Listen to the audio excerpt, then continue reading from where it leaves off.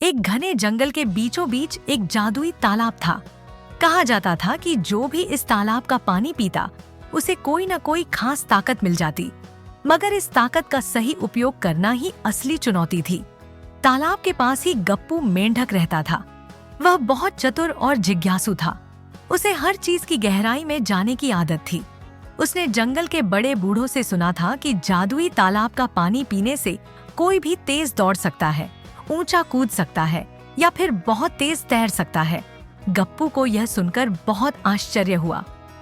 अगर मैं यह पानी पी लूं तो पूरे जंगल में सबसे तेज मेंढक बन जाऊंगा, उसने सोचा। एक दिन गप्पू ने हिम्मत जुटाई और तालाब के किनारे जाकर थोड़ा पानी पी लिया। अचानक उसकी टांगों में गजब की ताकत आ गई। वह एक छलांग में पूरे 4 पेड़ों के पार कूदने लगा। अब वह पूरे जंगल में सबसे तेज मेंढक बन चुका था। गप्पू खुशी से झूम उठा।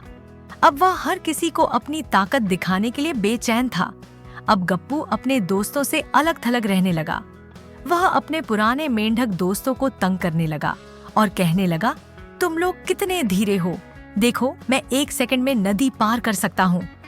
वह जंगल के छोटे जानवरों को चिढ़ाने लगा, उनकी दौड़ में जीतकर मजाक उड़ाने लगा और कहता, अब मैं सबसे ताकतवर हूँ, कोई मुझे हरा नहीं सकता। धीरे धीरे जंगल के सभी जानवरों ने उससे दूरी बनानी शुरू कर दी। अब गप्पू अकेला पड़ने लगा, मगर उसे इस बात की परवाह नहीं थी। कुछ दिनों बाद जंगल में भारी बारिश हुई। नदी का पानी बढ़ने लगा और तालाब में मिल गया। गप्पू उछल कूद करने में इतना व्यस्त था कि उसने इस बात पर ध्यान ही नहीं दिया। वह मजे से तालाब में कूद गया, मगर अचानक उसकी टांगों की ताकत चली गई। वह चाहकर भी पहले जैसी ऊंची छलांग नहीं लगा पा रहा था। अरे, ये क्या हो गया?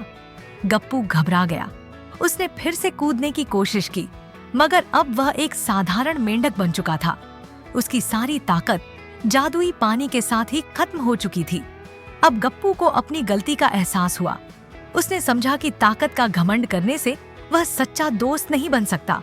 अब उसने अपनी चतुराई का सही उपयोग करने का फैसला किया। वह जंगल के छोटे जानवरों की मदद करने लगा। धीरे धीरे जंगल के सभी जानवर फिर से उसके दोस्त बन गए। ताकत का सही उपयोग ही असली बुद्धिमानी है। घमंड करने से ताकत भी बेकार हो जाती है, लेकिन समझदारी से काम लेने वाला ही सच्चा विजेता होता है। अगर आपको कहानी पसंद आई हो तो लाइक, शेयर और सब्सक्राइब जरूर करें।